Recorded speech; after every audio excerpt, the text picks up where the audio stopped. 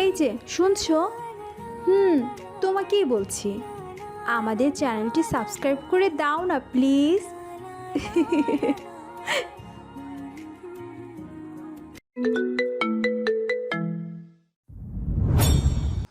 মন চাচ্ছে তোরে থাপড়ে আফ্রিকাতে পাঠিয়ে দিই।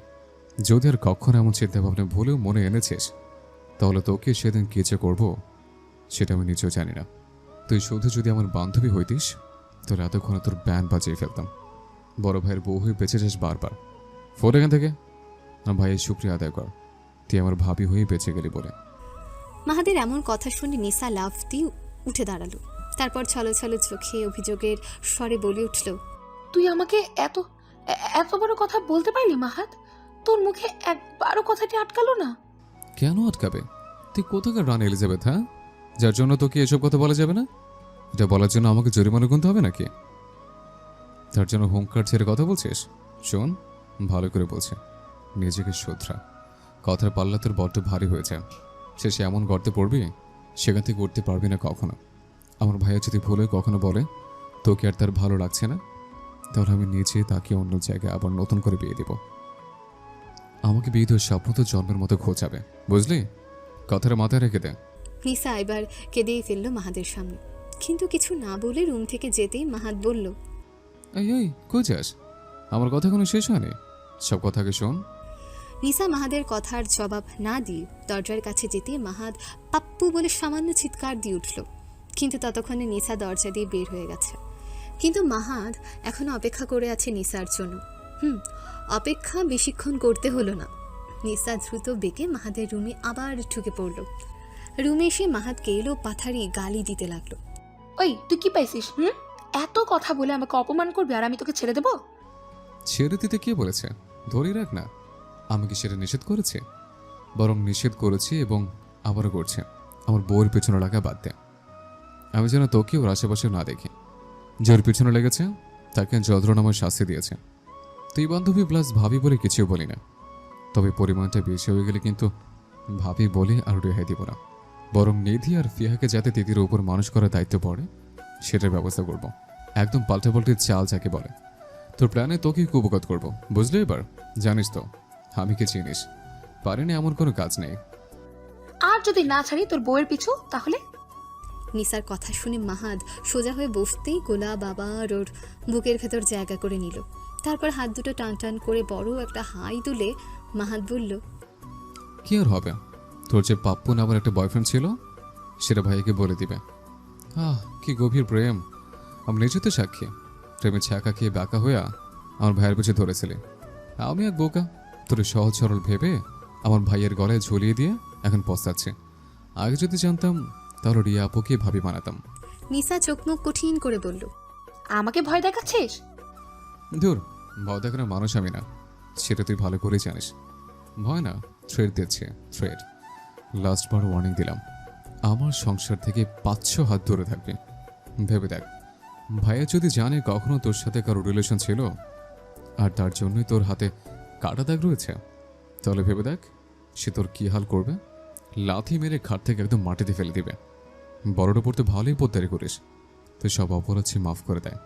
কিন্তু আমি যদি একবার কথাটা লিক করি তার কাছে, তাহলে তোর অবস্থান কোথায় যাবে বুঝেছিস? তাই আমাকে অন্তত আর চটাস না। তো দুর্বলতার কথা কি তিতির জানে? সেই কথাগুলো না জানলে এবার থেকে আমাকেই তুই ভয় কর।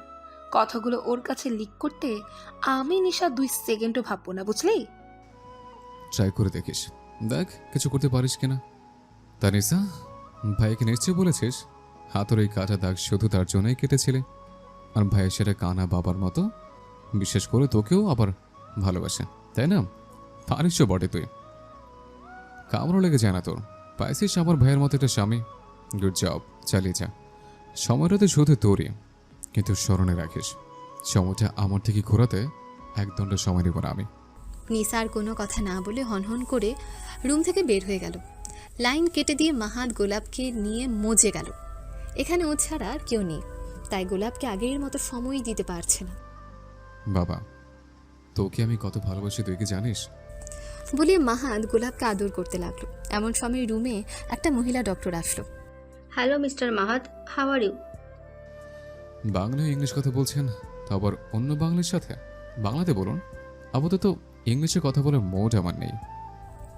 মাহাদের এমন কথা শুনে ডক্টর পিউলি খানিকটা বিস্মিত হলেন। মাহাদ কি করে জানলো সে বাঙালি?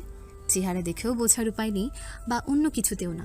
এমন সময় একটা নার্স ট্রেতে করে মাহাদ আর গোলাপের জন্য খাবার নিয়ে এলো। গোলাপ মাহাদের দিকে চাইতেই মাহাদ মুচকি হাসি দিল।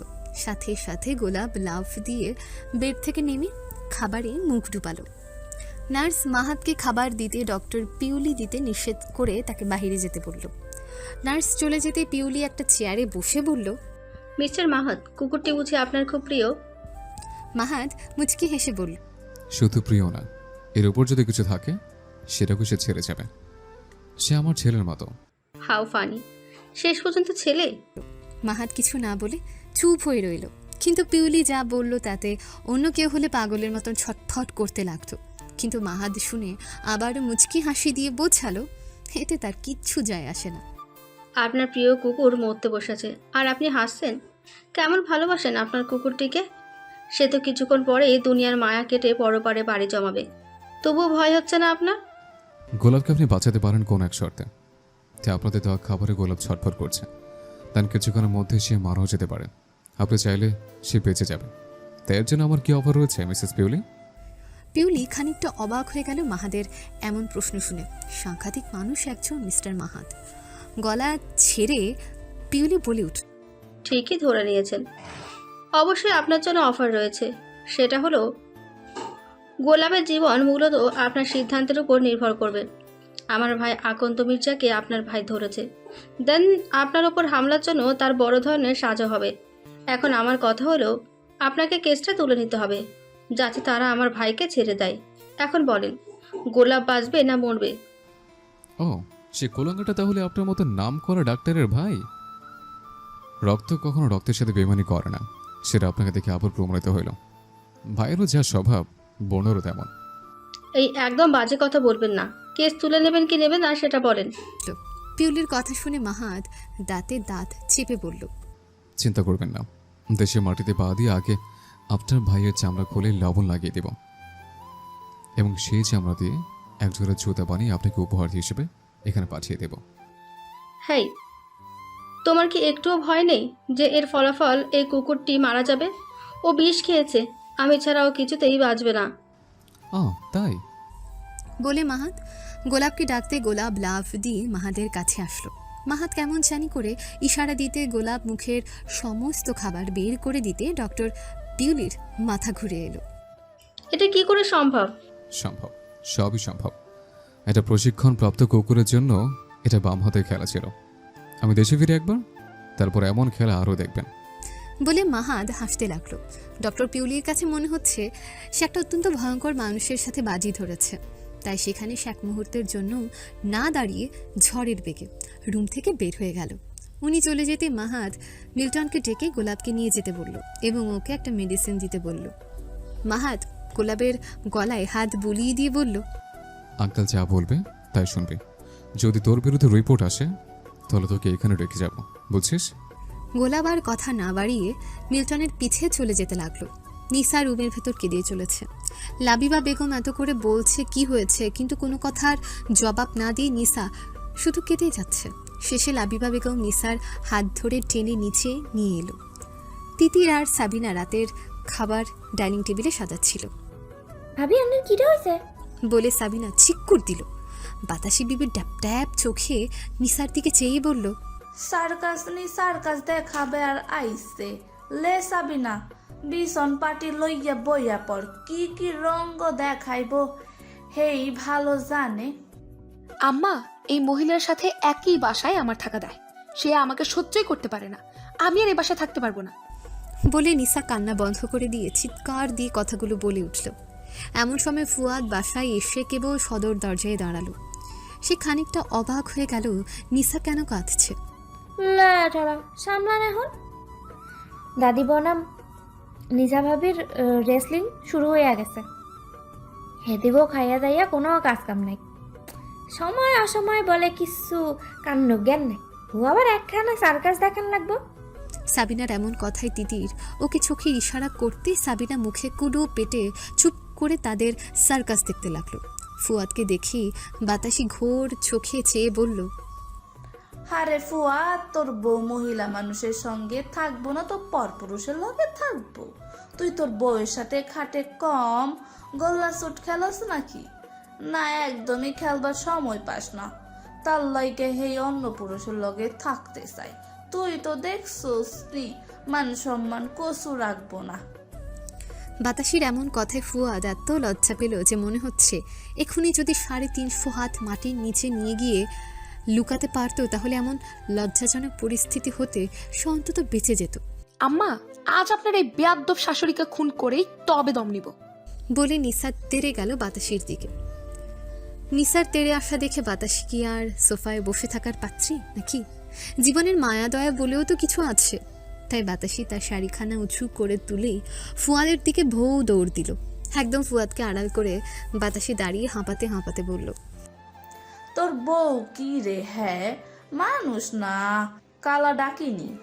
আজ যদি তোর বউয়ের হাতে আই মায়ের খাই তো ভাবুম আয়ের বৌমা লাবিবা এক মাইয়া পারছে, যে বউয়ের আসলের তলায় বইয়া মিউ মিউ করে যায়। নিসা এবার থেমে গিয়ে চোখ পাকিয়ে চিৎকার দিয়ে বলল, ফুয়াদের আড়ালে গেছেন কেন? এতই যদি সাহস থাকে তাহলে আমার সামনে একবার এসে দেখেন না। ভয়ে ওর পিছনে লুকাচ্ছেন কেন? আজ আপনাকে কোরবানি দিব। সাবিনা, কিচেন থেকে নাইফটা নিয়ে আয় তো। আয়, তোরে ভয় পায় নাকি? ফুয়াদ তো আয় রে যাইতে দিতেছে না তোর কাছে, তাই লয় ফুয়াদ হে আয় রে খুব ভালোবাসে, তার লয় তোর কাছে যাইতে দেয় না। কথাগুলো বলেই বাতাসি ফুয়াদকে মৃদু কনুইয়ের গুতা দিয়ে আবার বলল, কথা কস না কেন? চোট খানলে পান ভুইরে মুতের বান দিছি, হেই কথা কি তোর বউ সলদের কাছে কইতো হইব? ইজ্জতের মায়া থাকলে আইরে বাসা, নাইলে আজ তোর ইজ্জতের মিলাদ পরামো। দাদির কথা শুনে ফুয়াদ লজ্জা এবং ভয় দুটোই পেল। এই কথা যদি সাবিনার কানে যায় তাহলে দিনে রাতে তাকে ফালুদা বানাইয়া সবার মাঝে বিলাইবে। তাই নিজের ইজ্জত নিজেকেই সামাল দিতে হবে। ফুয়াদ ধমকের স্বরে বলে উঠল, এই নিশা, কি করছো এসব? ছোট বাচ্চাদের মতো কেন এমন করছো? তুমি দাদির গায়ে হাত তুলবা নাকি? যাও, রুমে যাও, তোমাকে যেন এখানে না দেখি। ফুয়াদের এমন কথা শুনে বাতাসি ফুয়াদের ঘাড়ে একটা চাপড় মেরে খুশিতে বলল, এই না হলো তুই আয়ের নাতি, ঠিক সময় নিজের রং দেখাতে একদম পিছু পা হস না।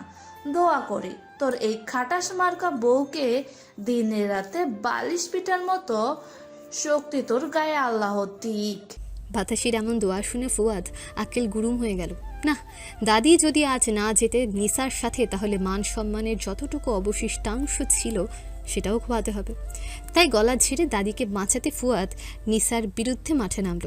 বউকে একটা কিস আর আদর করলে বউ এমনি শান্ত হবে, কিন্তু দাদিকে শান্ত করার মতো মেডিসিন তার জানা নেই।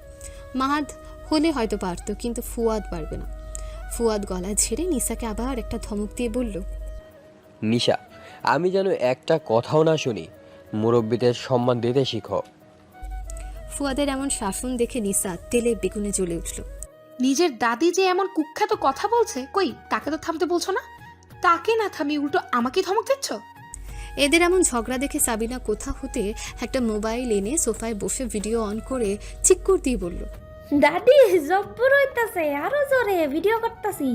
আন্নের স্বামীর কাছে বাটামো ভাইজান আন্নের এই কেলদা দেয়া নাই, বহুত খুশি হইব এমন খেলা দেখা।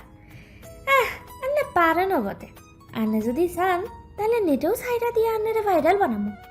আয় নিশ্চিত হিরো আলমের তাইকাও আন্নে বেশি জনপ্রিয় হইবেন। কেমন বাতাসি বেবি, চলে যান। সাবিনার কথা শুনে বাতাসের চোপার শক্তি যেন আরো দ্বিগুণ হয়ে গেল। সে তার মুখের বাহার দেখানোর জন্য ফুয়াদের পেছন থেকে মুখটা বের করে ছড়া কাটতে লাগলো। ভাই রে ভাই, বলে যাই আজবের ঘটনা। সাপ খেলতে সাপুরি কন্যা, নামতে সার্কাসনি নিশা। ওর নিশার বয়স হইল হাতে ছিল লাল লাটিমের ডোরা, মধ্য ছিল কালার গাছের নিশার পাপার থপথপিয়ে বুড়া। আমি সাপুরে কন্যা? ফুয়াদ, লাস্ট বার বলছি, তোমার দাদিরে থামাবা? যদি না থামে তাহলে কিন্তু এবার তোমার কপালে দুঃখ আছে। এখনই যদি না থামে তাহলে কিন্তু আজই, মানে এক্ষুনি বাসা থেকে আমি চলে যাব। কথাগুলো বলে ফুয়াদকে হুমকি দিল নিসা। এই বেডি, কারে ধমকাস? কুত্তা পিঠ সারবো, কিন্তু তুই নিশার ওই বাড়ি সারবি না। তোর আয় ভালা কইরা চিনি। সুসনি মাইয়া একটা, যা যা, দরজা তো খোলাই আছে, শুধু শুধু মিছামিছি ধমকাস কেন? চলে গেলেই জুম্মাতের জাগাত দিমু তোর নামে। বাড়ির থাইকা ইবলিশের শৌখিন নাইমা গেল। কথাগুলো বলে ফুয়াদের আড়াল থেকে বের হলো বাতাসি। আয় সামনাসামনি লড়ুম, আয়ের গায়ে মেলা শক্তি আছে, তোরে পিঠের নিচে ফেলায় আয় দুই দণ্ড লাগা মনে। নিসার বাতাসির মধ্যে যেন সব নিয়লের যুদ্ধ বেঁধে গেছে। এমন সময় রেজওয়ান দ্রুত পায়ে বাসা থেকে বের হতেই তিতিরও ওকে ফলো করে বাসা থেকে বের হলো। হ্যাঁ, তিতির যা ধারণা করেছে তাই সঠিক হয়েছে। রেজওয়ান ফোনে কথা বলছে জোরে জোরে। আয়, তোমাদের তো নিখুঁত তথ্য দিলাম, তবুও তোমরা কাজে লাগাতে পারলে না। লাস্ট বার তোমাদের সুযোগ দিলাম, এবার যদি তোমরা ব্যর্থ হয়েছ তাহলে কোনো দিনও নিজের স্ত্রী সন্তানের মুখ দেখতে পাবে না। কথাগুলো কিছুটা চিৎকার দিয়ে বলল রেজওয়ান। কলটা কেটে দিয়ে নিজেকে শান্ত করে রেজওয়ান পেছন ফিরতে ওর পুরো শরীর ফ্রিজ হয়ে গেল, কারণ ওর সামনে তিতির দাঁড়িয়ে আছে। রেজওয়ান গুছিয়ে আর কথা বলতে পারল না, থতমত করে বলল, তিতির, তুমি এখানে? তিতির আরও এক ধাপ এগিয়ে গিয়ে রেজওয়ানের চোখে চোখ রেখে কঠোর ভাষায় বলল, এবার যদি সামান্য পরিমাণ কোনো ত্রুটি আপনার মধ্যে দেখেছি তাহলে সোজা ঘাট ধরে বাসা থেকে বের করে দেব। আপনার আর আপনার মায়ের করার নোংরামি আমি তিতির একদমই ভুলিনি, তাই সাবধান। আয়, একদম মুখ সামলে কথা বলবা। আমার মাধ্যমে তুমি এই বাসায় ঢুকেছো আর আমাকেই চোখ দেখাও, একদম আগাছা ছাটিয়ে দেব। তোমাকে শিক্ষা দিতে আমার 1 সেকেন্ডেরও ব্যাপার না, তাই তুমি সাবধান হও আমার থেকে। রেজওয়ান কথা শেষ করতে গোটা দুয়েক সশব্দে চর পড়ল ওর গালে। তিতির বলে রেজওয়ান চিৎকার দিতেই তিতির রেজওয়ানের শার্টের কলার ধরে একটা হেঁচকা টান দিয়ে ওকে ফেলে দিয়ে ওর হাঁটুর উপর পা তুলে বলল, আপনি পুরনো খেলোয়াড় হয়ে গেছেন। আপনি ঠিক ঠিক কোন দিক দিয়ে আঘাত করতে চান তার সব সূত্র আমার জানা আছে। আর আমি যেহেতু নতুন, তাই আমার প্ল্যানগুলো সম্পর্কে আপনার জানা তো দূরে থাক, সেটা সম্পর্কে আপনার ধারণাও মনে জাগবে না। তাই সঠিক পথে আসুন। আমার স্বামী বা আমার পরিবারের এক ফোঁটা রক্ত ঝরে তাহলে আপনাকে একেবারে খেয়ে ফেলবো।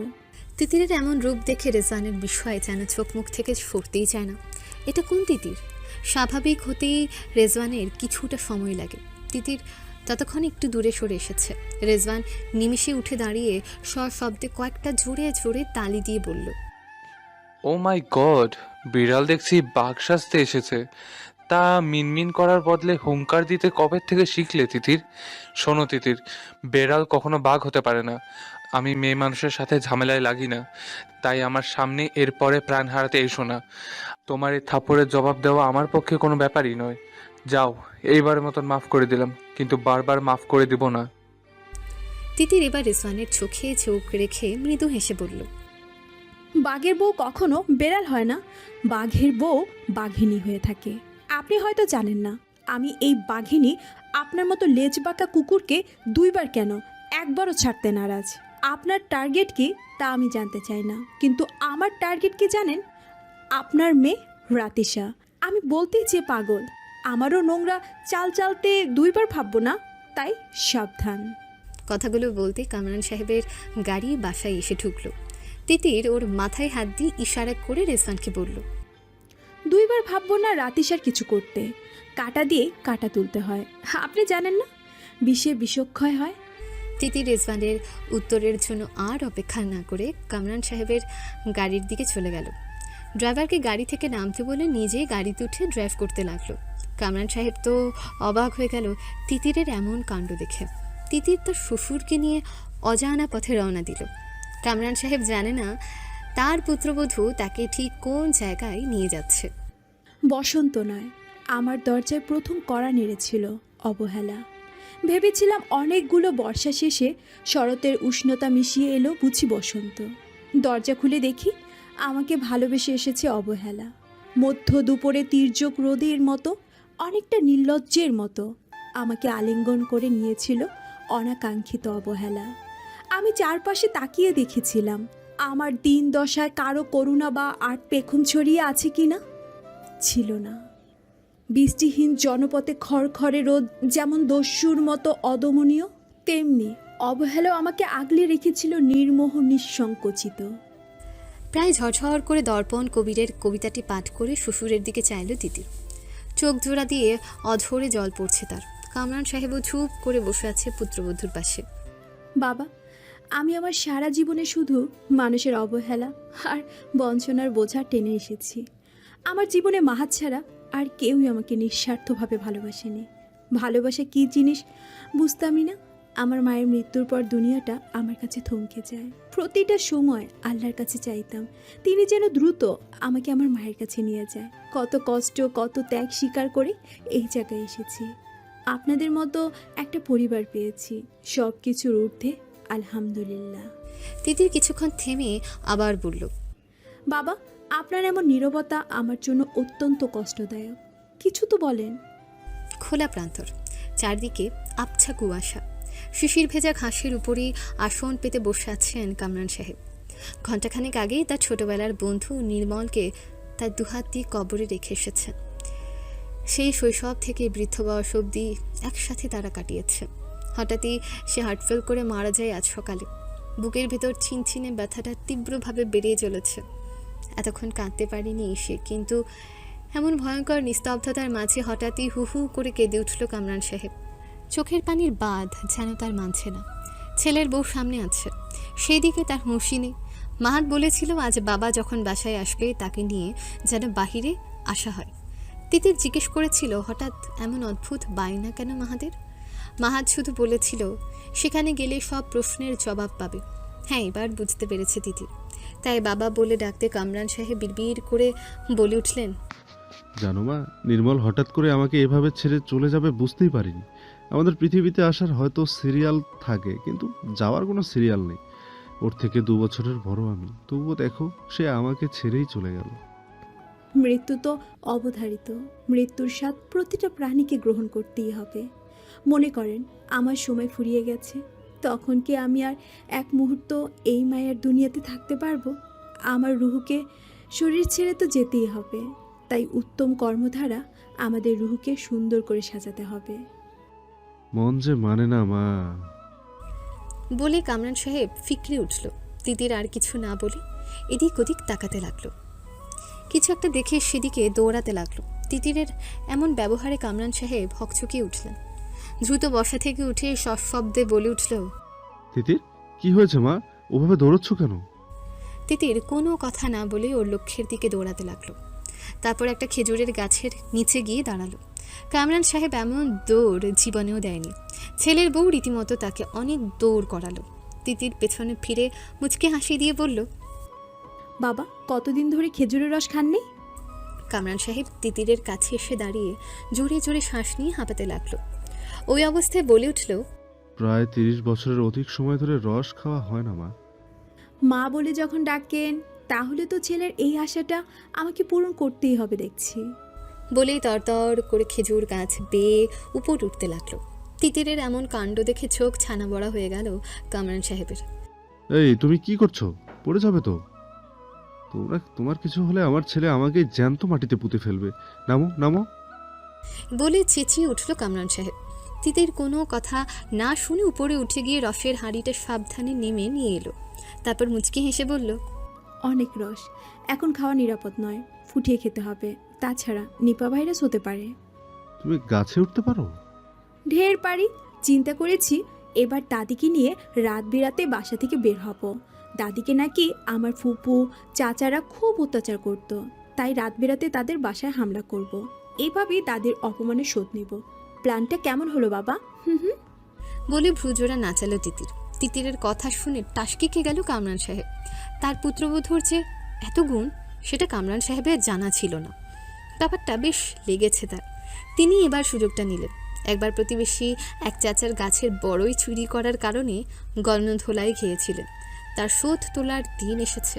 বৌমার এমন অফার তিনি নিজেই লুফে নিলেন। তিতিরকে নিয়ে তিনি গাড়িতে উঠেই গাড়ি স্টার্ট দিলেন। তিতির এবার কৌতূহলী হয়ে বলল, বাবা, আমরা কোথায় যাচ্ছি? এক জোচ্চোরের বাসায় ডাকাতি দিতে। ওয়াও! বলে তিতির ব্যাপক খুশি হয়ে গেল। ছোটবেলায় যা করতে পারেনি সেটা সে এখন করতে পারছে, তাও আবার তার শ্বশুরের মতন ঠান্ডা স্বভাবের মানুষের সাথে। তিতির ফোনটা হাতে নিয়ে শাশুড়িকে কল দিয়ে বলল বাবা তার কাছে আছে, সাদার অতিথিকে যেন দেখে রাখে। গাড়ি এসে থামলো একটা বাসার সামনে। তিতির ফিসফিসিয়ে বলল, আমরা কোথায় এলাম? কামরান সাহেব ওর কথার সঠিক জবাব না দিয়ে বরং ওকে প্রশ্ন ছুড়ে মারল। দেখ তো ওই পাঁচিলটা টপকাতে পারবে কিনা। তিতির পাঁচিলটাকে ভালো করে দেখে মাথা উপর নিচ করে বলল, এটা টপকানো আমার কাছে কোনো ব্যাপারই না। আদেশ করুন শুধু, কি কি করতে হবে আমায়? এই তো বাপকা বেটা, শোন, পাঁচিল টপকে গিয়ে বাসার ভিতর দেখবা বিশাল একটা বড়ইয়ের গাছ আছে। এটা কিন্তু আমার এক বন্ধুর বাসা। ছোটবেলায় বড়ই চুরি করে ওকেই খেতে দিয়েছিলাম। জানতাম না এটা ওদের বাসা ছিল। বড়ই চিনতে পেরে স্যারকে দিয়ে তো কেলানি খাওয়াইছে। তারপরও বেটা ওর বাবাকে বলে দিয়েছে। ওর বাবা এসে সবার সামনে আমার বাবাকে অপমান করেছে। তার জন্য কর্ণধোলাই খেয়েছি। 1 মাস স্কুলে যেতে পারিনি। সেদিন থেকে মনে মনে রাগ পুষে রেখেছি। যেদিন নিজের হাতে পারবো সেদিন ওই গাছ দ্বারাই ওকে অপদস্থ করব। মনে হয় সঠিক সময় চলেই এসেছে। আমি কি জানতাম তুমি গাছে চড়তে পারো? আগে জানলে শালাকে ঠিকই সায়স্তা করতাম। শালা কথাটা বলেই উনি জিভে কামড় দিলেন।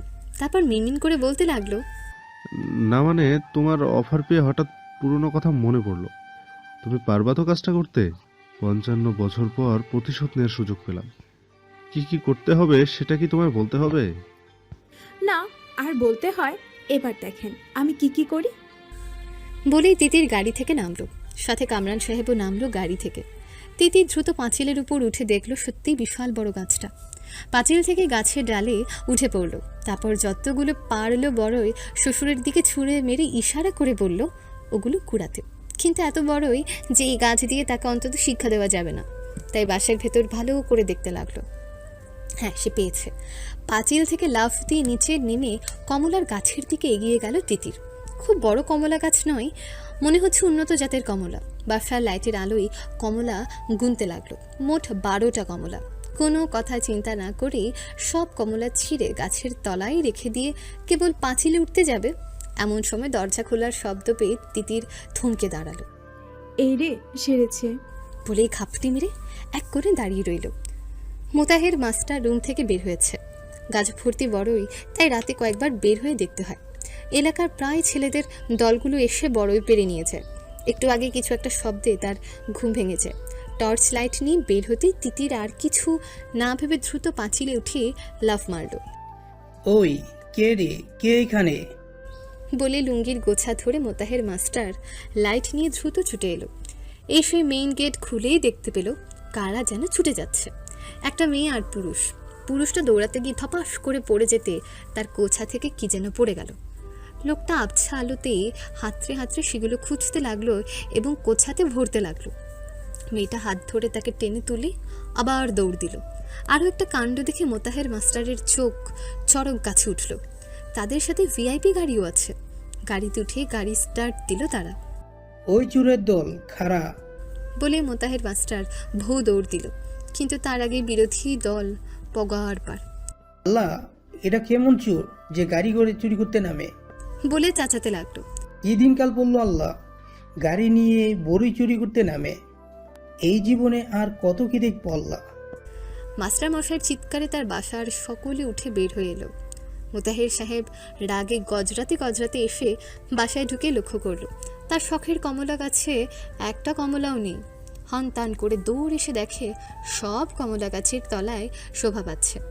তিনি সবকটা কমলা কুড়িয়ে কারোর সাথে কোনো কথা না বলে নিজের ঘরের ভেতর এসে চুপ করে বসে পড়ল। কি এমন কাজ করতে পারে বলে মনের ভেতর অঙ্ক কষতে শুরু করলেন। 3 দিন পর মৌতুষীর বিয়ে উপলক্ষে তিতির ওর 2 সন্তানকে নিয়ে মৌয়ের সাথে এসেছে। রূপালী, মৌসহ রাতিশা, রেজওয়ান আর তিতির এসেছে। বাসা থেকে আর কেউ আসতে পারেনি। আজ মৌতুষীর গায়ে হলুদ। তিতিরকে আমিনা ফুফু খুব অনুরোধ করেছে আসার জন্য, শুধু পায়ে ধরা বাকি ছিল। তাই অনেকটা বাধ্য হয়ে 2 বাচ্চাকে নিয়ে এসেছে। ময়ের বাবার চোখাচোখি হয়েছে কিন্তু কথা হয়নি। বাসা ভর্তি মানুষ। তিতিরকে আলাদা রুমে থাকার ব্যবস্থা করে দিয়েছে আমিনা বেগম। তিতির ফ্রেশ হয়ে আসতেই দেখল একটা লোক তার বাচ্চাদের আদর করছে।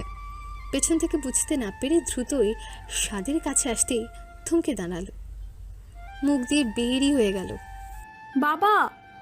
এরশাদ চট করে তিতিরের দিকে চেয়ে চুপ হয়ে যায়। লজ্জায় মাথা নিচু করে রইল এরশাদ। স্বাদের সামনে অনেক খেলনার জিনিসপত্র, কিন্তু স্বাদ এখনো সেগুলোতে হাত দেয়নি।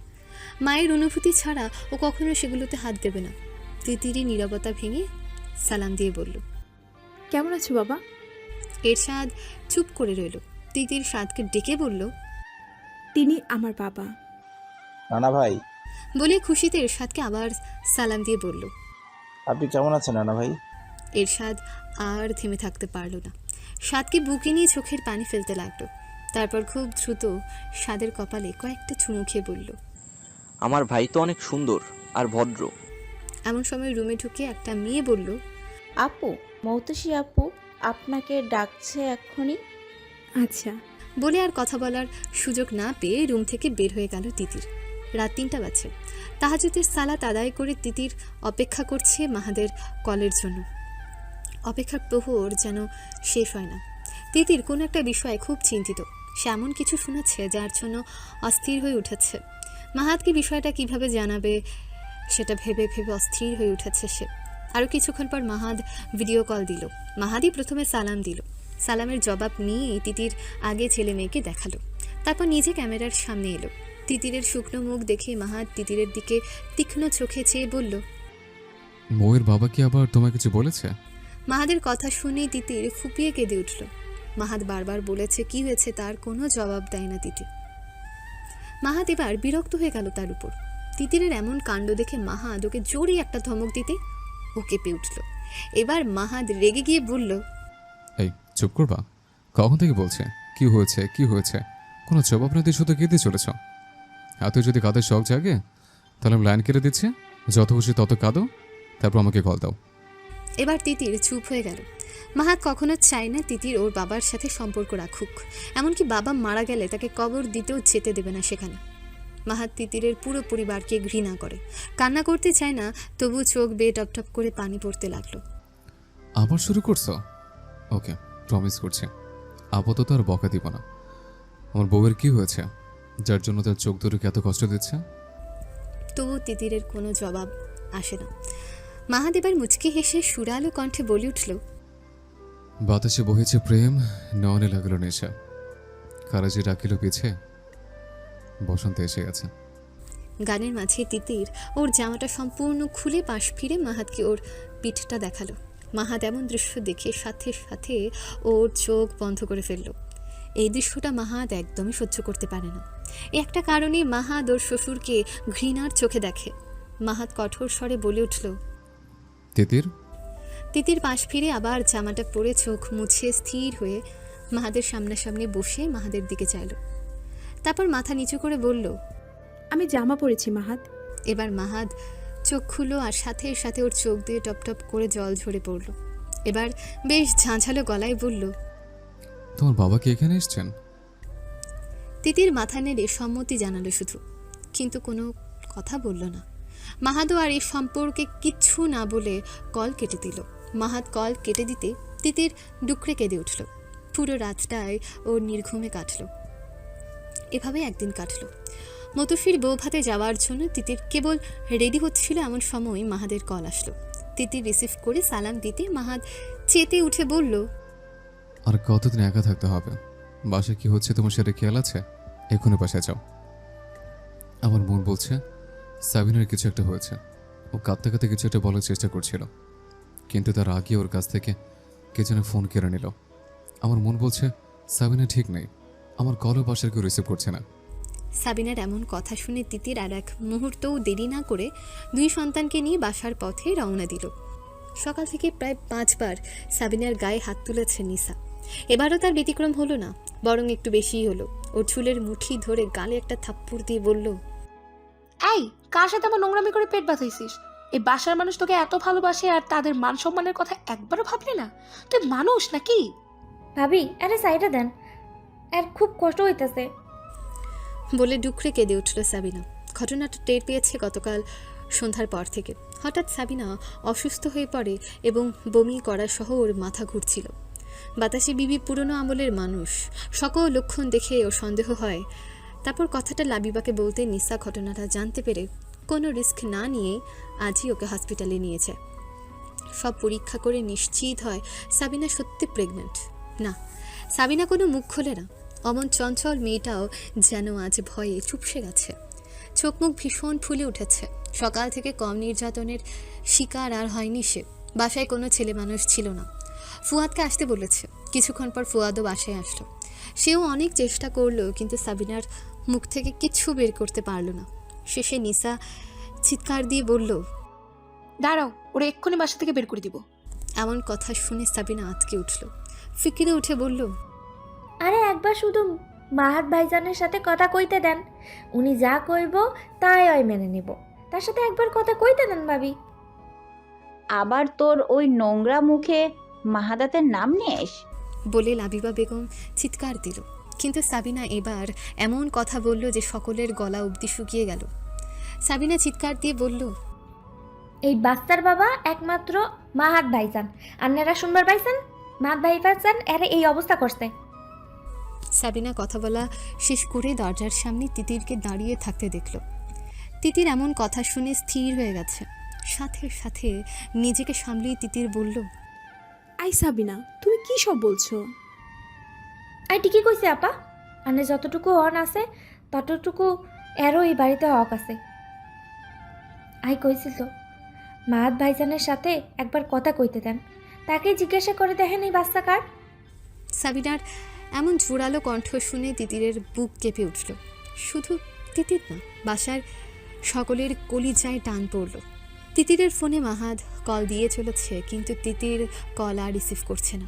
তিতির কেন? বাসার কেউই কল রিসিভ করছে না মাহাদের। বাসায় কি হলো সে কিছুই বুঝতে পারছে না। অপেক্ষা ছাড়া আর কোনো উপায় নেই। কিন্তু তিতির এত সাহস হয় কীভাবে আমার কল রিসিভ না করার? কথাগুলো এক মনে ভেবেই চলল মাহাদ। পুরো বাসার কোলাহল থেমে গেছে।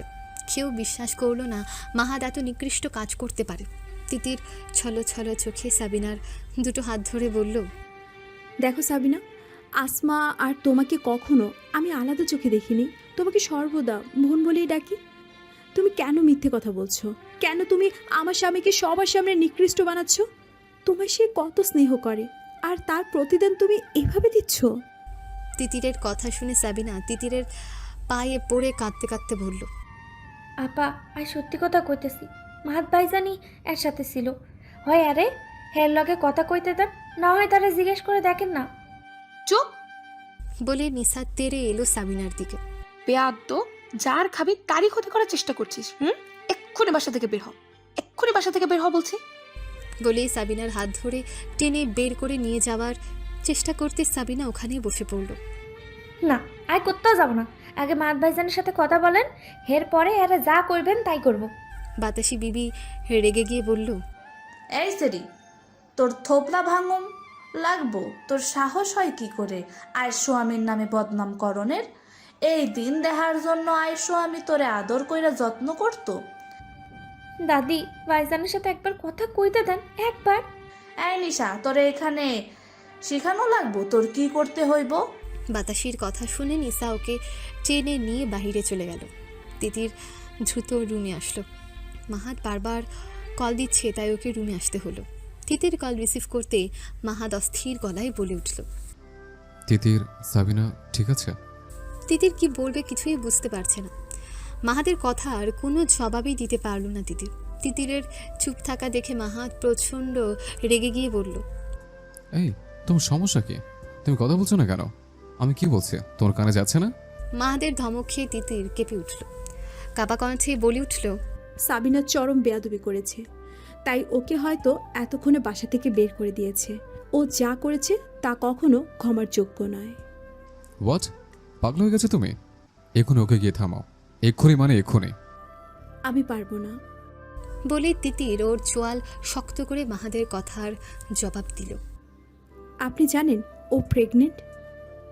এই বলে এত জোরে মাহাদ একটা চিৎকার দিল যে গোলাপ অবধি ভয় পেয়ে মাহাদের কাছে থেকে দূরে সরে গিয়ে নির্বাক চোখে মাহাদের দিকে চেয়ে রইল। আর তিতিরের অবস্থার কথা নাই বলি, ওই অবস্থায় মাহাদ বলল, তুমি তোমার অতীত ভুলে গেছো, সেটা মনে করে দিতে হবে। তুমি জানো না এই অবস্থায় একটা মেয়েকে বাসা থেকে বের করে দিলে সে কোথায় গিয়ে দাঁড়াবে? তুমি কি এমন পরিস্থিতির শিকার হওনি? তোমার ভিতরে মনুষ্যত্ব কি এতটুকু বাধা দিল না? কাজটা অন্য হয়ে যাচ্ছে। এবার তিতির হাউমাউ করে ডুকরে কেঁদে উঠল। আপনি কিছু না জেনে কখনো অভিযোগ করবেন না। আপনি জানেন ও কি করেছে? আজও যা করেছে তার কথা চিন্তা করলে আমার পায়ের নিচে থেকে মাটি সরে যাচ্ছে। ও বলে কিনা ওর গর্ভে আপনার সন্তান রয়েছে। এত বড় মিথ্যে কথা ও কিভাবে বলতে পারলো? তাই যা হয়েছে বেশ হয়েছে। তিতির, আপনি আমার উপর রাগ করেন আর যাই করেন না কেন, আজ আমার কিচ্ছু যায় আসে না। ভাবি যা করেছে একদম ঠিক করেছে। নিশা তোমার এত প্রিয় কবে থেকে হলো তিতির? আজ যদি সত্যি সামিনাকে না পাওয়া যায় তাহলে আগে তোমার ব্যবস্থা নেব। এই মুহূর্তে ওর সাথে আমার কথা বলার ব্যবস্থা করে দাও এক্ষুনি। কথাগুলো বলে মাহাত কল কেটে দিল। এদিকে তিতির আর কোনো উপায় না পেয়ে আধা দৌড়ে রুম থেকে বের হয়ে এলো। এসেই দেখল নিশা চিন্তিত মনে দাঁড়িয়ে আছে। তিতির উৎকণ্ঠে বলে উঠল, ভাবি সাবিনা কোথায়? এই তুই আবার সাবিনা সাবিনা কইরা মরস কেন? দাদি, সাবিনার সাথে মাহাত কথা বলতে চায়। তিথির, ভুলে যেও না মাহাদ এখনো অসুস্থ, তাই এসব ব্যাপারে ওকে না জানালে কি নয়। তুমি কেন ওকে বলতে গিয়েছো এসব কথা? ভাইয়া আমি কিচ্ছু বলিনি। সাবিনাই মাহাতকে কল দিয়েছিল অনেক আগে, সেটার জন্যই তো আমি বাসায় চলে আসলাম। এখন মাহাত বলছে সাবিনার সাথে কথা বলে দিতে। আমি এখন কি করব? আচ্ছা, আমাকে ফোনটা দাও, আমি ওর সাথে কথা বলছি। কথাগুলো বলে ফুয়াদ ফোনটা নিয়ে উপরে চলে গেল। মাহাদের ফোনে তিতিরের কল আসতেই মাহাদ রিসিভ করে বলল, সাবিনা, কি হয়েছে বলতো? মাহাদ, আমি ফুয়াদ। ও সরি। বলে মাহাদ চিন্তিত মুখে বলে উঠল, ভাইয়া বলতো কি হয়েছে? আর সাবিনাকে বাসা থেকে বের করে দিয়েছে কেন? বাইরের জগৎ কত খারাপ সেটা জানো না? তোমাদের মস্তিষ্ক কি বিলোপ হয়ে গেছে? তুই জানিস সাবিনা ঠিক কে কি বলছে? মাহাদ মুখটা গম্ভীর করে বলল, জানি তো। তুই সব কিছু জেনেও এসব কথা বলছিস কিভাবে? আমি তো অবাক হয়ে গেছি সাবিনা এমন নোংরামি চিন্তা ভাবনা দেখে। তারপরেও বলছিস আমাদের মস্তিষ্ক বিলাপ পেয়েছে। মাহাদ কিছুক্ষণ চুপ থাকলো। কি বলবে কিছুই বুঝতে পারছে না। শেষে নীরবতা ভেঙে মাহাদ নিচু গলায় বলল, ভাইয়া সাবিনা যা বলেছে সব ঠিক বলেছে। তুমি ওকে খুঁজে বাসে নিয়ে এসো। আর তিতিরকে এসব বলো না, ও কষ্ট পাবে। পাগল হয়ে গেছিস? কি সব বকছিস? তোর এই কথার ভিত্তিতে কি হবে বুঝতে পারছিস? কেন এসব বলছিস ভাই? যা বলছি ভেবে চিন্তেই বলছি। ওকে আপাতত নিয়ে আসো। কারো সমস্যা হলে ওকে নিয়ে আমি আলাদা থাকবো, কিন্তু এখন আপাতত ওকে নিয়ে আসো। মাহাত, ফান করার একটা লিমিট আছে কিন্তু। নিজের জীবন বাজি রেখে যে তিথির তোকে নিরাপদে রেখেছে তার সাথে তুই এটা কিভাবে করতে পারিস? এখন তো মনে হচ্ছে তুই বাঁচলি কেন? মরে যাওয়ার তোর জন্য ভালো ছিল। কথাগুলো বলে ফুয়াদ একটু থামল, তারপর আবার বলল, দেখ, এমন খারাপ কিছু যদি করেও থাকিস প্লিজ তিথিরকে এসব জানাস না, ও মরে যাবে ভিতরে ভিতরে। ভাইয়া আমার যা বলার তা বলে দিয়েছে। সাবিনাকে বাসায় আনো, নয় আমি অন্য ব্যবস্থা করছি। বলে মাহাদ কল কেটে দিল। ফুয়াদকে কখনো রাগান্বিত অবস্থায় দেখা যায় না, কিন্তু আজ সে প্রচণ্ড রেগে গেছে। চিৎকার দিতে দিতে নিচে আসলো। এত অন্যের প্রতি মহানুভবতা করা ভালো নয়। মা, শুনছেন আপনার ছেলে কি বলছে? সাবিনা যা বলছে তাই নাকি সঠিক? ওটা নাকি মাহাদের সন্তান। মগের মুল্লুক পেয়েছে নাকি? যা খুশি তাই মুখ দিয়ে বের করবে। একটা সম্মান আছে না? বউ বাচ্চা রেখে কেউ এসব কথা বলে? আপনার ছেলে পাগল হয়ে গেছে, বুঝান আপনার ছেলেকে। সে কি করতে যাচ্ছে? আমাদের সম্মান নিয়ে সে কেন সিনিমিনি খেলছে? ফুয়াদের কথা এসে তিতিরের বুকে আঘাত করলো। না, এটা হতে পারে না। মাহাদাত কখনো এসব করতে পারে না। কি হচ্ছে এসব? কোন শয়তান আমাদের জীবন নিয়ে খেলায় মেতে উঠেছে? এসব ভাবতে লাবিবা নিজে মাহাদকে কল দিল। মাহাদ রিসিভ করতেই লাবিবা কাঁদতে লাগলো। তারপর নিজেকে কন্ট্রোল করে বলল, বাবা কেন এসব বলছিস? কি হয়েছে সেটাই খুলে বললেই তো হয়। নিজের উপর দোষ কেন নিচ্ছিস? মা, আমার কথা আমি বলে দিয়েছি। সাবিনা কই? ওই মুখপুরীকে বাসা হতে বের করে দিয়েছি। বাহ, তোমার দেখছি সে পুরনো অভ্যাসটা তুমি একদমই ভুলতে পারোনি। ও যখন বলছিল আমার সাথে কথা বলতে চায়, তাহলে আমার সাথে কথা বলতে না দিয়ে তাকে কিভাবে বের করে দাও বাসা হতে? তোমরা মানুষ না অমানুষ? একটা মানুষ এতদিন হলো আমাদের বাসায় থাকলো, আর সামান্য একটা ভুলেতে বাসা থেকে বের করে দিবে ওই ছোট মেয়েটাকে? তোমাদের এতটুকু দয়া জাগলো না মনে? আমি কাদের সাথে এতদিন ধরে বসবাস করে আসছে। লাবিবা আর কোনো কথা না বলে কল কেটে দিয়ে নিজে বাহিরে গেল সাবিনাকে খুঁজতে। সাথে ফুয়াদও চলে গেল। বাতাসি বিবিও মনে মনে সাবিনার জন্য কাঁদছে, কিন্তু মাইয়া এমন কথা কেন কইল সেটাই বুঝতে পারতাছে না বাতাসি। দুনিয়া উল্টাইয়া গেলেও বাতাসি বিশ্বাস করব না মাহাত এমন কাজ করতে পারে। তিতিরের মাথা ঝিম ধরে গেছে। কি হচ্ছে এসব ভাবতে ভাবতে উপরে উঠে এসে রুমে ঢুকতে নিসা পেছন থেকে ডাকলো ওকে। নিসা ডাক শুনে তিতির থেমে গিয়ে পেছন ফিরে চাইল। নিসা বাঁকা হাসি দিয়ে বলল, লায়লা মজনুর প্রেমের ভেতর শেষ পর্যন্ত কাজের মেয়ে ভিলেন হিসেবে ঢুকলো। তা তিতির খুব দম্ভ তোমার স্বামীকে নিয়ে, তাই না? তা এত বিশ্বাস মলিন হয়ে গেল কিভাবে? আমার তো মনে হয় এবার মাহাত সুযোগ্য মেয়ের সাথেই সম্পর্ক করেছে। আমার স্বামীকে নিয়ে কোনো কথা শুনতে চাই না। তার চরিত্রের সার্টিফিকেট আপনার কাছ থেকে আমাকে নিতে হবে না। আর ভাবি, আপনি নিজেই তো বিশ্বাস করেন না যে মাহাত এমন কাজ করতে পারে, তাহলে আমি স্ত্রী হয়ে কিভাবে সামান্য কথাতে তাকে অবিশ্বাস করব? আমাকে চেতায়া কোনো লাভ নেই। নিজের চরকায় তেল দিন, আমি ঠিক আছি। তুমড়ে মুচড়ে শেষ হয়ে যাবে, কিন্তু দেমাগ দেখছি এতটুকুও কমবে না।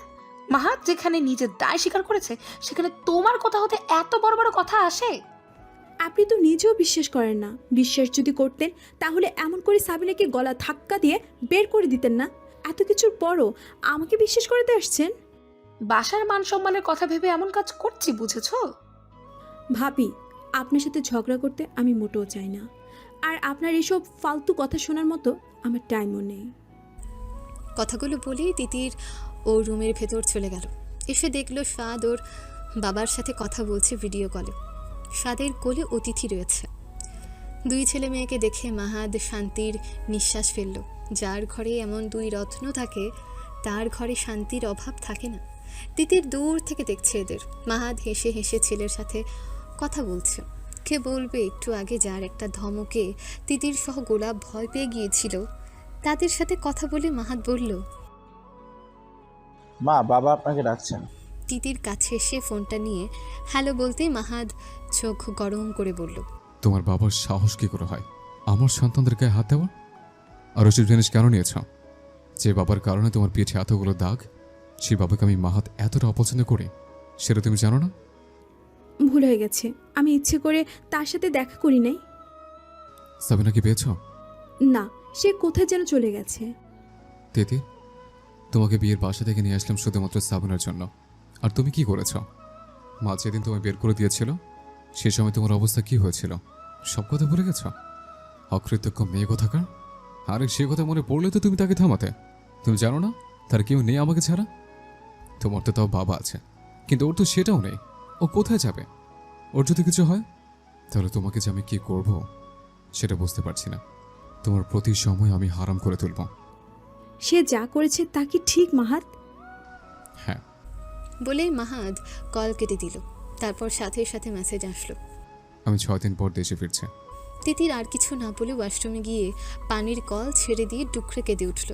6 দিন পর সাবিনাকে পাওয়া যায়নি আর। বাসায় থমথমে ভাব একটা। আজ মাহাদ আসছে। ছেলে মেয়েদের সাথে কথা বললেও তিতিরের সাথে একটা কথাও বলেনি মাহাদ, সেটা তিতিরকে কুড়ে কুড়ে খাচ্ছে। সে ভাবছিল মাহাদকে আনতে যাবে না এয়ারপোর্টে, কিন্তু না গেলে সবাই সন্দেহ করবে তাদের ভেতরে কোনো সমস্যা হয়েছে। বিশেষ করে নিসা এর ফায়দা নেবে। ছেলে মেয়েকে রেডি করে দিয়ে নিজে রেডি হয়ে ফুয়াদের সাথে চলে গেল। সাথে লাবিবাও গেল। দীর্ঘ সময় মাহাদ সিঙ্গাপুরে কাটিয়ে আজ দেশে ফিরছে। মোটামুটি সে সুস্থ, তবে পা এখনও ঠিক হয়নি। সেটা ঠিক হতে বেশ সময় লাগবে। এয়ারপোর্টে মেয়েকে কোলে নিয়ে দাঁড়িয়ে আছে তিতির, আর তিতিরের অন্য হাত ধরে বাবার জন্য অপেক্ষা করছে স্বাদ। মিল্টন যখন হুইল চেয়ারে করে মাহাতকে তিতিরের সামনে নিয়ে আসলো তখন তিতির আর নিজেকে ধরে রাখতে পারল না। কতদিন পর সে মাহাতকে ছুতে পারছে। মাহাদের কাছে হাঁটু ভাঁজ করে বসে পড়ল তিতির। স্বাদ এসেই বাবাকে ঝুড়িয়ে ধরে সালাম দিয়ে বলল, আপনি কেমন আছেন বাবা? মাহাদ চোখের পানি আর ধরে রাখতে পারল না। বুকের সাথে ছেলে মেয়েকে ছড়িয়ে ধরে কাঁদতে লাগলো। আমি তোমাদের ছাড়া কেমনে ভালো থাকি বাবা? আল্লাহর প্রতি কৃতজ্ঞ বান্দাদের প্রভু কোনো দিনও খালি হাতে ফেরত দেন না, যেটা মাহাদের অবস্থায় প্রমাণিত করে দিল। এয়ারপোর্টের বাহিরে এসে মাহাদকে নিয়ে ফুয়াদ এগুতে কোথা হতে একটা বোরকা পরা মেয়ে এসে মাহাদের পা জড়িয়ে ধরে টুকরে কেঁদে উঠল। সবাই অবাক হলেও মাহাদ অবাক হলো না মোটেও। মাহাদ আদুরের স্বরে বলে উঠল, সাবিনা, লাগছে তো? তুই জানিস না আমার পায়ে ব্যথা? রূপসার ফোনে কল বেজেই চলেছে। হাতের কাজ সেরে তাড়াহুড়ো করে এসে কলটা রিসিভ করতে ফোনের অপর পাশ থেকে অট্ট হাসিতে ফেটে পড়ল যেন রেজওয়ান। রেজওয়ানের হাসি শুনে রূপসা খেপে উঠল, প্রায় আধা চিৎকার দিয়ে বলে উঠল, এই তুমি আবার কল দিয়েছো? শুধু তোমার জন্য আজ আমার সংসার ভাঙতে চলেছে। সেদিন তোমার কথা যদি না শুনতাম তাহলে এমন দিন আমাকে কখনো দেখতে হতো না। আরে ডিয়ার বোন, এত রেগে যাচ্ছিস কেন? তোর জন্য তো ধামাকেদার খবর রয়েছে। মনে কর আজ তোর জন্য ঈদের দিন। রূপসা এবার শান্ত গলায় বলল, কেন? কি এমন ঘটনা ঘটেছে যে তার জন্য আজ আমার ঈদের দিন হতে চলেছে? এত উত্তেজিত হলে চলবে? আমি কি কখনো তোর খারাপ চেয়েছি? বরং আমি সব থেকে তোর বড় শুভাকাঙ্ক্ষী। হেয়ালি না বলে মেন পয়েন্টে আসো। বলেছিস। তুই জানিস আমাদের কলেজের মেয়ে সাবিনার পেটে মাহাদের বাচ্চা। হোয়াট? সত্যি বলছি। ওর তো সংসার ভাঙতে বসেছে। এখন মনে হচ্ছে তুই কেন বিয়ে করলি। আমি নিশ্চিত এই সময়টা তুই লুফে নিতি, বোকা মেয়ে কথাকারের। এই ওয়েট, তুমি বলছো সাবিনার পেটে মাহাদের বাচ্চা, আর সেটাও মেনে নিতে হবে আমাকে? কখনো না। আমাকে পাগলা কুত্তায় কামড়েছে নাকি যে তোমার কথা বিশ্বাস করব? আরে পাগলি, শোন কথা, তারপর না হয় তোর মন্তব্য করিস। মাহাদ নিজে স্বীকার করেছে এই বাচ্চাটা নাকি ওর নিজের। রূপসা গ্যাসের চুলাটা বন্ধ করে দিয়ে কিচেন থেকে বের হতে হতে বলল, যেমন নোংরা কাজ করে সে কোনোদিনও নিজের মুখে সেই সত্যটা স্বীকার করবে না। আর তুমি বলছো মাহাত করেছে? এটা তো স্পষ্টই বোঝা যাচ্ছে মাহাত 100% নির্দোষ, ওকে ফাঁসানো হয়েছে। আর এতে যদি তিতির মাহাতকে ভুল বোঝে তাহলে ওর মতো বেকুব মেয়ে আর দুটি নেই। তোমার কথা শুনে এটাই প্রমাণিত হয় মাহাত নির্দোষ। আমাকে অন্তত তোমার এই ফালতু মার্কা লজিক শোনাতে এসো না। আর মাহাত এমন কাজ কোনোদিনও করবে না, সেই বিশ্বাসটা আমার রয়েছে ওর উপর। তোকে কল দিয়ে কথাটা বলাই আমার উচিত হয়নি। তোর মতো আনকালচার্ড মেয়ে জীবনেও দেখিনি আমি। তোমার মতো খ্যাত ছেলে প্লাস মেয়াদ উত্তীর্ণ গাঁজাখোরকে আমি জীবনেও দেখিনি। এবার মাহাদের পাল্লায় পড়লে আপনার কপালে দুঃখ আছে। মাথার ন্যাড়া করে দিয়ে চোখে মুখে চুলকানি মাখাটুকুই আপনার জন্য বাকি রয়েছে, ওটাও শীঘ্রই হয়ে যাবে। একদম সেটা নিয়ে চিন্তা করবেন না, ফালতু কোথাকার। কথাগুলো বলেই রূপসা কল কেটে দিল। অনেক কষ্টে ওর সংসার আবার ঠিক করেছে, আর কোনো ঝামেলাতে সে পড়তে চায় না। কিন্তু ওদিকে রেজওয়ান ক্ষেপে লাল হয়ে গেল। হারামজাদির তেজ দেখছি বেড়ে গেছে। আমাকে বলে নাকি আমি মেয়াদ উত্তীর্ণ গাঞ্জা সেবন করি। যেদিন ধরবো সেদিন সব ধূলিসাৎ করে ছাড়বো। মাহাদের পায়ে প্রচণ্ড লেগেছে, তাই ধীরে ধীরে পা নাড়ছে। তিতির এসে পায়ে হাত দিতে মাহাদ নিষেধ করল। তিতিরের দিকে ভয় ভয় একবার চাইল সাবিনা। তিতির ভেতরে ভেতরে মনে হয় মরে যাচ্ছে মাহাদের এমন আচরণে। মনে হচ্ছে তার জায়গাটা সাবিনা নিয়ে নিচ্ছে। ছি, আমি কিসব ভাবছি বলেই তিতির চুপ করে রইল। লাবিবা সাবিনার হাত শক্ত করে ধরে কঠোর গলায় বললেন, তুই এতদিন কোথায় ছিলি রে? সেদিন কই গিয়েছিলি? আর মাহাদার চেয়ে আজ আসবে সেটা তুই জানলি কি করে? সাবিনা ভয়ে চুপসে যায়। কি বলবে কিচ্ছু বুঝতে পারছে না। অসহায়ের মতন মাহাদের দিকে চাইতেই মাহাদ বলল, মা, রাস্তায় কি সব জেরা করতে শুরু করেছো? বাসায় গিয়ে সব জিজ্ঞাসা করলে হতো না? বাসায় গিয়ে জিজ্ঞাসা মানে? ওকে এখন আমাদের সাথে বাসায় নিয়ে যেতে হবে? না, কখনো না। যে মেয়ে নিজের স্বার্থে তোর নাম ব্যবহার করে তার জায়গা আমার বাড়িতে হবে না। যেখানে ছিল সেখানেই ও চলে যাক। তাহলে তো আমাকে সেখানে যেতে হবে মা। আমার জন্য ওর এত ক্ষতি হয়ে গেল, সেখানে আমি রাজা হলে কি করে থাকি বলো? কথাগুলো বলে মাহাত তিতিরের দিকে চাইল। তিতিরের চোখ দুটো ছলো ছলো করে উঠল, হাত শক্ত করে সাথে সাথে মুঠো করে ফেলল। মাহাদ শুধু তিতিরের রিয়াক্ট দেখল, কিন্তু কিচ্ছু বলল না। মা বলো, আমি কি বাসায় যাব না? সাবনের সাথে চলে যাব। মাহাদাত, পাগল হয়ে গেছিস? তিতিরে কথা একবারও ভাবলি না? ওর কি দোষ? আর দুটো সন্তানের কথা তো ভাববি। আমার স্ত্রীর সন্তানের জন্য আমার পুরো পরিবার আছে, কিন্তু সাবিনার আমি ছাড়া কেউ নেই। তাই কোনো ডিসিশন নাও, আমি বাসায় যাবো কি যাব না। তিতির চোখ মুছে সাবিনার হাত ধরে বলল, আমার আগে থেকে তুমি সেই বাসে থাকতে আমার থেকে তোমার অধিকার বেশি। আমাদের সাথেই তুমি চলো, কথা দিচ্ছি কোথায় কেউ টু শব্দ করবে না। নিজ স্ত্রীর এমন ব্যবহারে মাহাদ ভেতরে ভেতরে খুব খুশি হলো। মাহাদ এমনটাই ব্যবহার তিতিরের কাছ থেকে আশা করেছিল, কিন্তু আজ ফুয়াদ কোনো কথা বলল না, বরং সাবিনাকে গাড়িতে উঠতে বলে মাহাদকে গাড়িতে তুলল। মাহাদ বসতেই তিতির মাহাদের পাশের সিটে বসতে যাবে, এমন সময় মাহাদ বলে উঠল, মার সাথে তুমি যাও, আজ সাবিনাকে বসতে দাও, আর অতিথিকে আমার কোলে দাও। টপ টপ করে মাহাদের হাতে তিতিরের চোখের জল ঝরে পড়ল, কিন্তু মুখ দিয়ে একটা শব্দও বের করল না। অতিথিকে মাহাদের কোলে দিয়ে মাহাদের কপালে গভীর একটা কিস করে গাড়ি থেকে নেমে সাবিনাকে মাহাদের কাছে বসতে বলে শাশুড়ির কাছে গিয়ে বসল। পুরো রাস্তায় তিতিরের চোখের জল পড়া একদম থামেনি। তিতিরের কান্না দেখে লাবিবা পর্যন্ত কাঁদতে কাঁদতে বলল, আমার ছেলে কখনোই এমন কাজ করতে পারে না। আমার মন এখনো মানছে না। কি এমন হলো যে এমন ব্যবহার করছে? তিতির আর কথা বলতে পারল না। শাশুড়ির কাঁধে মাথা রেখে টুকরে কেঁদে উঠল।